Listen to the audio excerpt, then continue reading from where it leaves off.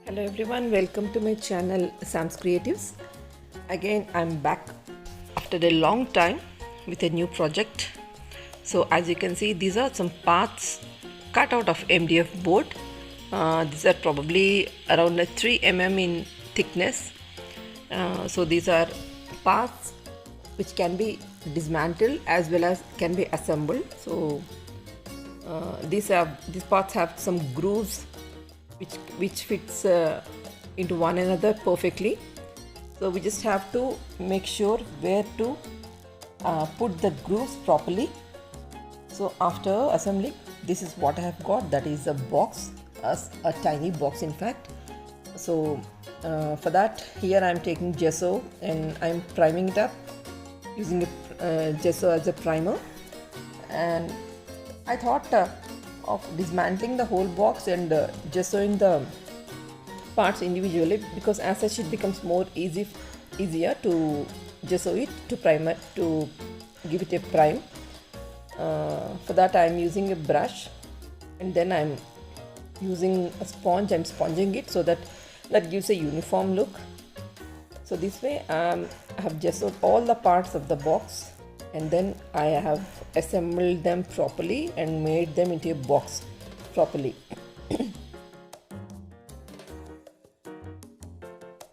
So as you can see, the box is being gessoed, and here I am taking parts that were left over, that is decoupage paper, which I have used in one of my projects. From that I have taken this part. I thought of using this part, then using hand only, no need to use any scissors. You can directly cut it with our fingers, just randomly. And then now using a brush, I am applying some water throughout the design, because whenever we are using decoupage paper, we have to make it, apply some water, means we have to wet them, and then not much but a little bit of water that is to be spread all over the paper. And then after a few minutes we can just stick onto the base, whatever we are working onto the surface, because applying using water, this decoupage paper, which is thick, that becomes a little bit supple and soft and can be stick properly very easily without any folds. And then the edges can be folded and applied, stick very easily. And after sticking that and after drying, I have applied Mod Podge glue on the decoupage paper. As you can see, I have used the design only on the top of the box, only on the surface top portion of the box. And again I thought of using this part of the paper also, decoupage paper, which has been unused and left over. And then I'm cutting it roughly, and after applying water with brush, after making it a bit soft, I've stuck it. And here I am using the other remains of the decoupage paper, again making them wet.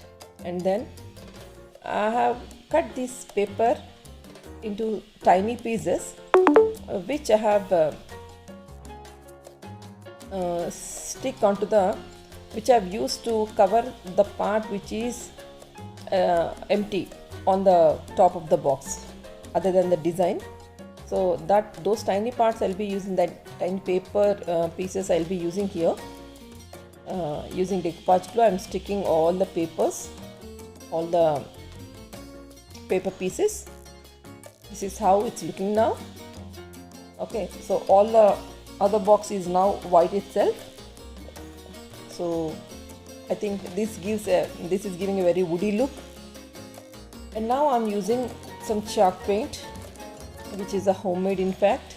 For that I have used chalk powder, Fevicol, and a bit of water, and whatever the color shade we want to go with. So I thought of going with this green. I have mixed some sap green and blue in that. I thought that would go well with the design. So I have applied it throughout the box using a brush and sponge, and then even the inner side of the box is also covered with the same color. I have covered with the same color.